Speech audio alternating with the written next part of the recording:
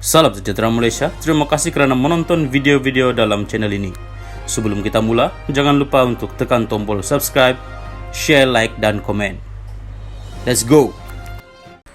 Salam sejahtera dan selamat petang.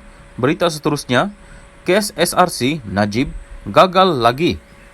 Putrajaya, Datuk Seri Najib Razak gagal buat kali kedua untuk mengemukakan bukti baharu dalam rayuan ke atas hukuman penjara 12 tahun dan denda RM210 juta yang dijatuhkan ke atasnya kerana melakukan penyelewengan dana RM42 juta milik SRC International Sdn Bhd. Ini adalah selepas panel 5 hakim dipengerusikan Ketua Hakim Negara Tengku Maimun Tuan Mat sebulat suara menolak permohonan bekas Perdana Menteri itu selepas mendengar hujahan Ketua Peguam Najib Tan Sri Muhammad Syafiee Abdullah dan Timbalan Pendakwa Raya Eddie Hawk Datuk V. Sithambaram. Turut bersidang ialah Presiden Mahkamah Rayuan Tan Sri Rohana Yusof, Hakim Besar Melaya Tan Sri Azhar Mohamid, Hakim Besar Sabah dan Sarawak Tan Sri Abang Iskandar, Abang Hashim dan Hakim Mahkamah Persekutuan Datuk Sri Muhammad Zawawi Saleh. Dalam keputusannya, Tengku Maimun berkata permohonan untuk memasukkan bukti tambahan itu tidak memenuhi keperluan undang-undang. Kami berpuas hati dengan keputusan Mahkamah Rayuan menolak permohonan itu.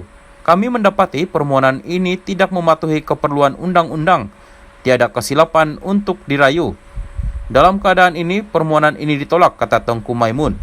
Tengku Maimun berkata Mahkamah tidak nampak bagaimana bukti yang ingin dikemukakan relevan kerana dakwaan berkaitan bukti itu merujuk kepada satu perbicaraan yang masih belum selesai di Mahkamah Tinggi, iaitu perbicaraan One Malaysia Development Berhad, One MDB dan bukan kes ini.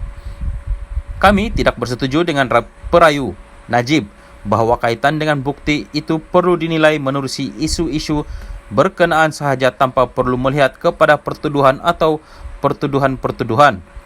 Pada pandangan kami, isu-isu dalam sesebuah kes adalah sukar untuk dipisahkan hubungannya kepada pertuduhan atau pertuduhan-pertuduhan. Isu ini tidak asing dari segi konsepnya daripada isu yang dibicarakan dalam sebuah kes sivil yang mengaitkan kembali punca tindakan merayu dalam rayuan. Isu dalam kes jenayah sebagai contoh mengaitkan kembali kepada pertuduhan dan unsur di dalam pertuduhan, dan sini isu yang menjadi persoalan ialah pengetahuan perayu berhubung dan dana berjumlah RM42 juta itu. Kami tidak nampak bagaimana cadangan bukti tambah relevan kepada pengetahuan tentang isu, kata beliau sambil menambah permohonan untuk mengemukakan bukti baharu gagal menentukan dengan pasti bentuk bukti yang akan dikemukakan.